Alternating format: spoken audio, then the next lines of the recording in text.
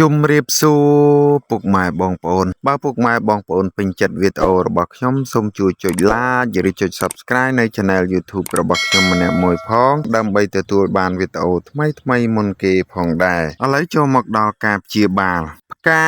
គេឆុងទឹកផឹកសម្រាប់ព្យាបាលក្អកមាន់ហើយក៏បានយកទៅព្យាបាលជំងឺភ្នែកនិងដំបៅផងដែរទឹកច្របាច់ពូតចេញពីផ្កាប្រើសម្រាប់ព្យាបាលបោសឬដងបាតនិងបន្ថុកឈាមស្លឹកវាបុកបិទព្យាបាលបោសត្រនិចនិងពឹសទឹកពូតចេញពីស្លឹកព្យាបាលឈឺត្រចៀកទឹកចម្រាញ់ចេញពីផ្កាមានប្រសិទ្ធភាពប្រឆាំងមេរោគនិងរោគផ្សិត